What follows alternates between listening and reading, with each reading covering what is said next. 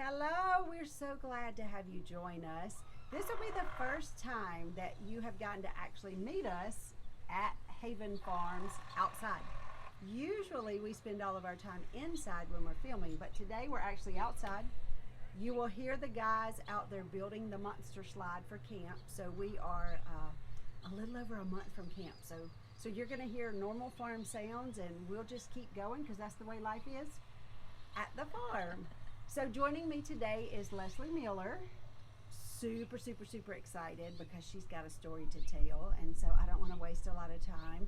I want to get right into Leslie's story. And so what we want to kind of weave together for a moment is a really quick synopsis of maybe how we met and what brought us together in the place that we are in now.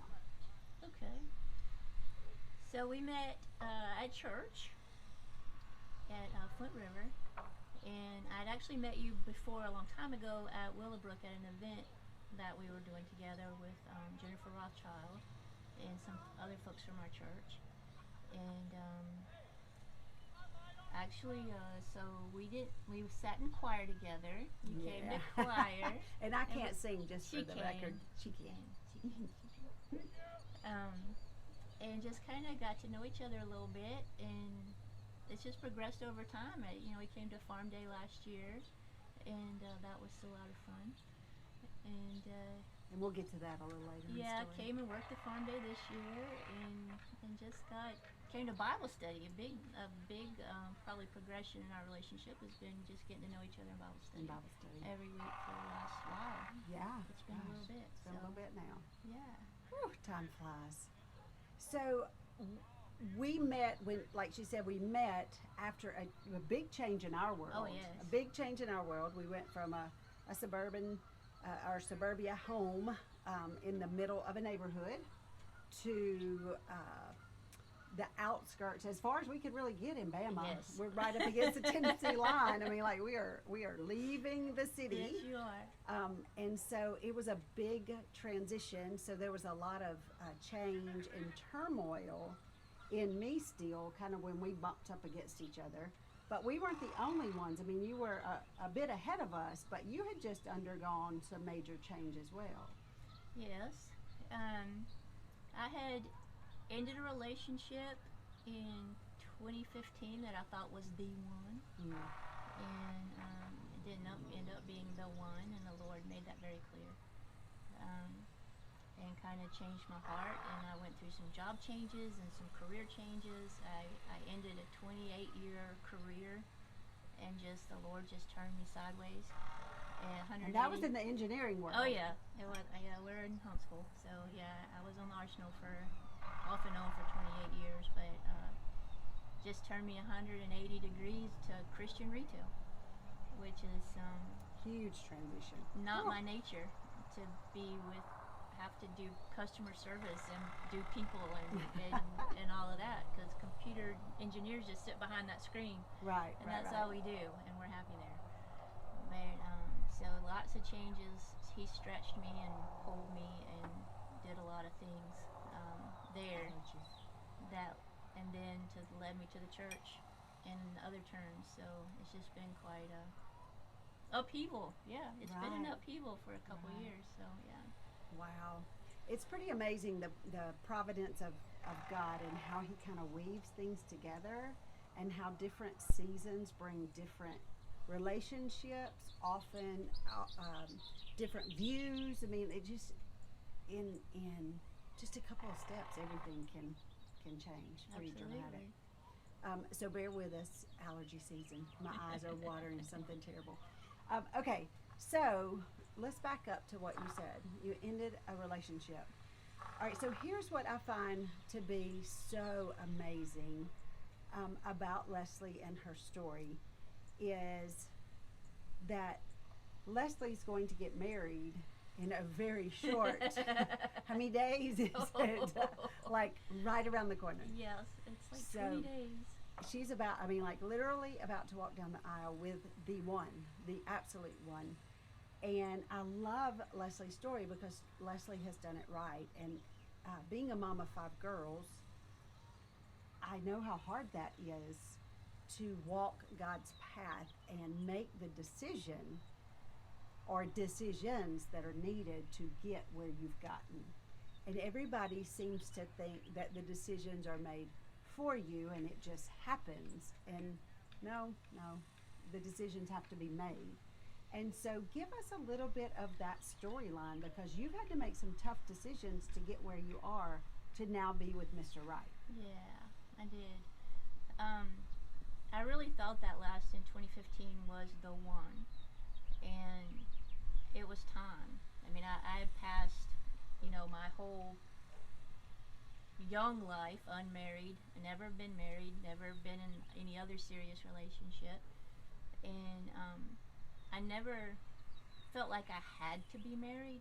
It was just something that in my younger years I expected to be, because that's just what you do. Right. But I also, and the Lord protected me a lot, and I felt like that if I had just wanted to be married, I would have been married. I would probably be divorced, but I would have been married. Because anybody get married. Right. That's not that hard to do. But I worked a lot. I threw myself into a lot of career stuff on the Arsenal and at NASA and other places. But he just really protected me. But then this guy came into my life again from having been there previously, like 15 years earlier, which I didn't learn that lesson apparently. But thought that because he came back that, oh my goodness, this is the thing, this is the one. Now the Lord wouldn't have put us together in this random way that he did. Right. And so it just has to be, my princess story. Right. But after about a year, it just wasn't going where it should go. And so pretty much the Lord just turned my heart and said, this is not the one. And then I was faced with, oh no, if this is not the one, then I'm never going to have one. Right. Because I'm already, I don't know how old I was, but, 50. I was already 50 by then. Right. So, I was getting on up there. So, no, that's the new young. for being unmarried, I'm getting on up there. But, yeah, so it just ended, and I just had been laid off from actually my last engineer job that I ever wanted, and I was done, and I needed a change, and so I was laid off for 9 months, and my friend helped me get on at the Christian bookstore in town. Oh, that's awesome. And I didn't do anything, literally. I really didn't. It was all done around me with friends and this manager and the Lord, and started a job as a part-time sales associate at Lifeway, and working, part-time. Started at the bottom, and that was different, and that was humbling. And when you're supervised by someone quite a bit younger than you, and yeah, but it was fun, and I learned a lot about people.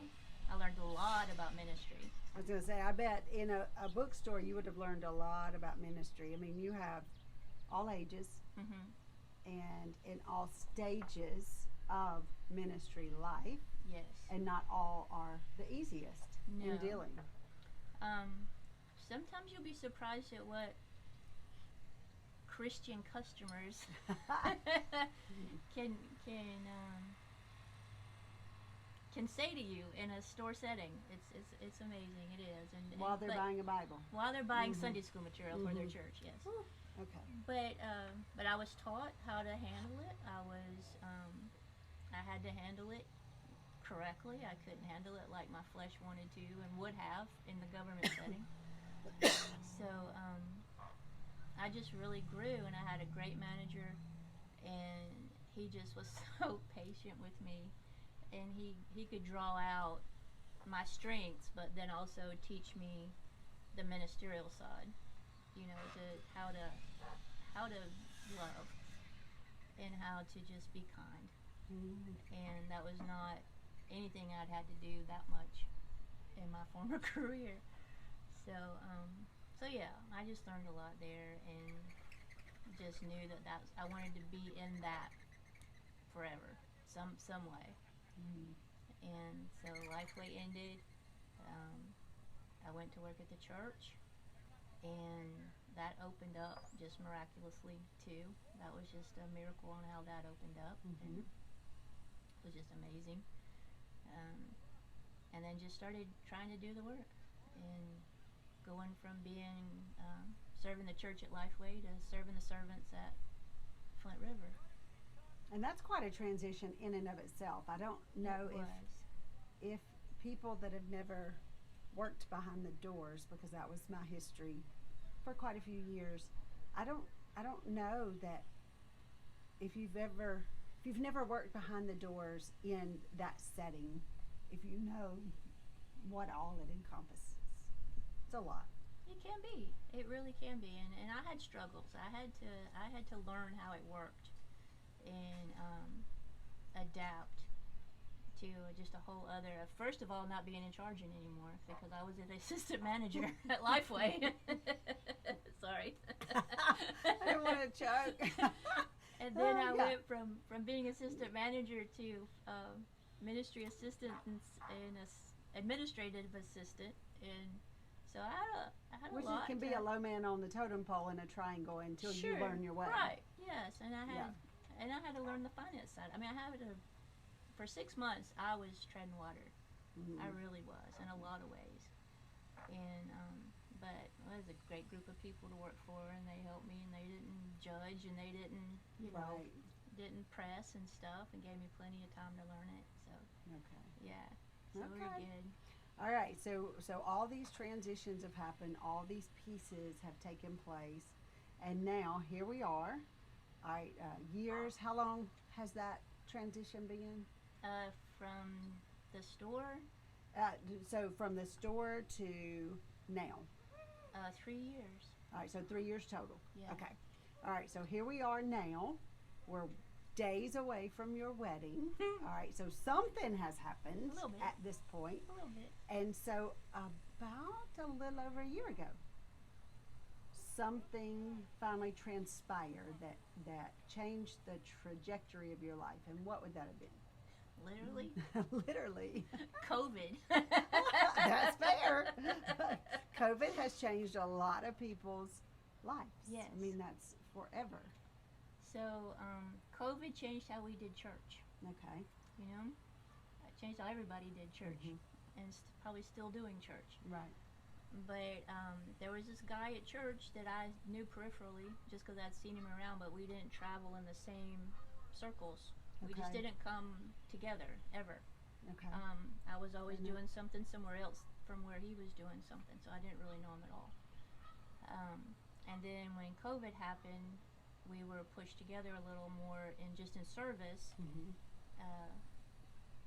Before services, he was in the parking lot. I was a greeter at that time, and so we actually just kind of started seeing each other more than we had before. And I thought he was hilarious. He made me laugh, and that's a big deal to me. If you make me laugh, you got me. That's it. I'm done. Yeah, I'm done. But so I just kind of started watching him and waiting for him to ask me out. And he didn't. You want to be real, right? I want it to be real. So, he loves this story. But, so I just kind of waited and golly, I don't know how guys do this, where they have to be the one to ask out. Yeah. So I did the chicken way out and sent him a message and asked him to farm day. And he said yes, like right away. Just right away said yes. And that was the beginning. And so we came to farm day, and we came out here thinking, you know, you don't want to date at church. You know, you don't want to, it's just, you're just spectacle, everybody's looking at you, and what's going on? So we had to go out to the country. We're going to be just incognito and just get to know each other and talk and everything. And we'll turn the corner in the parking lot, and half the church was here. So, but it was fine. It was all people that I know and trust, and they were just kind of going. But we had a good day. We enjoyed each other. We had fun, and that was really the start of it. Yeah. and the fact that you waited, that you really saw the signs and chose to stop the direction you were going Absolutely. and realign with God's will. And He still met you in the unexpected He did. and fulfilled the desires of your heart exactly as you wanted. He did. And I can't sit here and say that I waited gracefully or that I even waited willingly. But He made all that come together in the only way He can. Right. And it's just a big deal. I've never been married. Andy's never been married. And for us to find each other in the parking lot at church, Yeah. It's just kind of crazy. You just have to believe that to the Lord. I don't know how else that could work. No. Exactly. All these pieces had to interchange at the exact right time. So how I've never been able to put it together how people can negate the fact that those pieces were ordained and Amen. aligned 100%. by something so much bigger than us. Coincidence cannot be. No, never. So yeah. Well, okay, so let's back up. So last year, so that's only a couple of weeks ago that we had Farm Day, the second Farm Day. So that Right. was our first Farm Day ever. Leslie had been over for some other women's things that we had, but this was our first family or couple anything that we had. And so I was so excited to see Leslie, but nobody told me they were on a date. No, I didn't. So Leslie said, we're friends, and we just came to hang out, and I'm showing Andy the animals. Much less our first date. So it was so sweet then to get to watch as they had their engagement pictures here at the farm. We did. Nowhere else. Yeah. Because we sat right back there on that swing and talked that first date for probably 30 minutes. And Wow. right by the lake, and you didn't even know it was happening. I didn't. And so when God gave us the name Haven, that was for us in our own world a place of refuge. This was our refuge. We had been doing ministry on the front lines for a lot of years. We're an adopted family. We were in the throes of the church. We started a nonprofit, so we were just on the front lines. And somewhere in there, we got tired. And so for us, this name was about a place of rest. And so we put the tagline, rest, restoration, and reconnection. And it was very personal. We needed a place of rest. We needed a refuge to find restoration in. And we needed to reconnect with the God that we love first, before work, before ministry. That relationship with Him totally and inseparably. And so that was all just personal. And to watch God use it in the lives of others to slow them down and give them rest, to slow them down and give them time of refuge from all the other eyes that watch, and a time to reconnect with the God we serve and the people that He puts us with, is such a sweet story then to get to hear, because that's personal Right. for us. Oh, yeah. I love this place. Ah, It's amazing. me too. Oh, so it's been an interesting journey for us, because we keep saying that this will be a bed and breakfast so all can enjoy. And it's really hard for us because it's our refuge. Right. It's our safe place. Sure. And so if you hear the geese and you hear the horses and you hear the men hammering and the birds and the frogs, it's all the time. It's just peaceful all the time. You hear the sounds of nature, and you can hear the still small voice of God Absolutely. here so well. All the chaos is gone. And you have chaos all day, because I worked it. I remember. So this is a place to rest. Yes. So she and Andy spent all that time out there while I didn't know.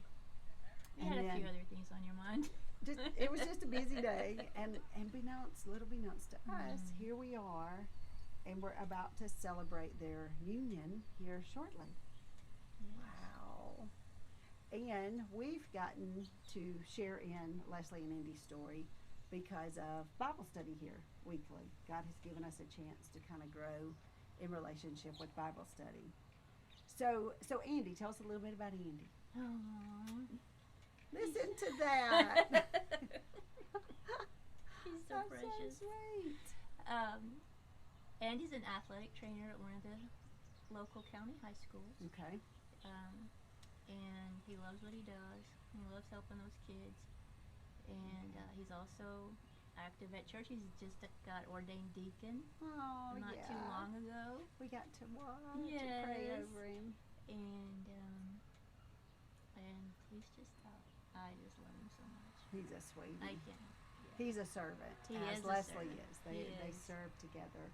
So what an incredible heritage that y'all have. I mean, to grow together in service, because you both have such a servant's heart, and you both already serve at the place that God has placed you. And so what a sweet story to get to share together. Yes, that's moon. Yeah. I love it. I love it. I love it. Yes. All right. So the wedding. It's right around the corner. It is. So you've got all the pieces done, Virtually all the pieces are done. Yes. and you're excited. I am terribly excited. I can hardly stand it. Okay, so if you had advice, because your story is one of wise choices. Many stories don't have the same outcome, and you are not. The past is not your definition. The present is your definition. So I don't want people to confuse my statement there. However, going forward, whether your story has Leslie's twists and turns or not, and yours may have, some pitfalls. Either way, here we are now. If you had some advice that you could give young girls following, and that is young meaning from 20 to 60, in that time frame, about waiting for the right one, even if your heart is yearning desperately for it right now, what would your advice be? Wow. That's a hard question. That's I know. a terribly hard question.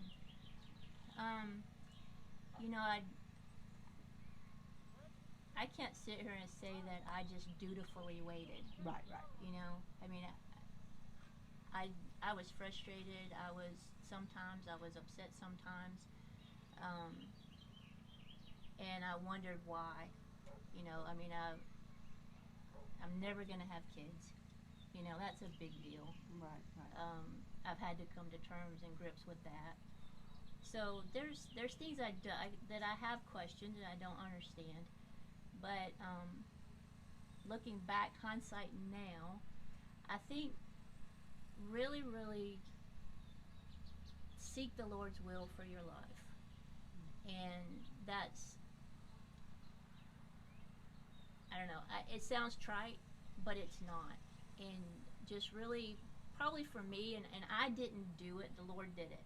I can't say that I just went, I'm going to go do the Lord's will. Right. Was getting my hands in the work. Mm-hmm. Was just serving.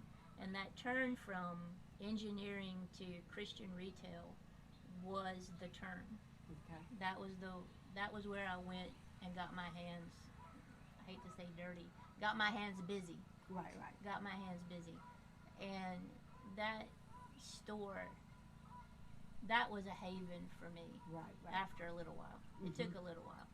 But I loved going in that place, and people think I'm crazy, but it wasn't because of selling Bible studies. Right.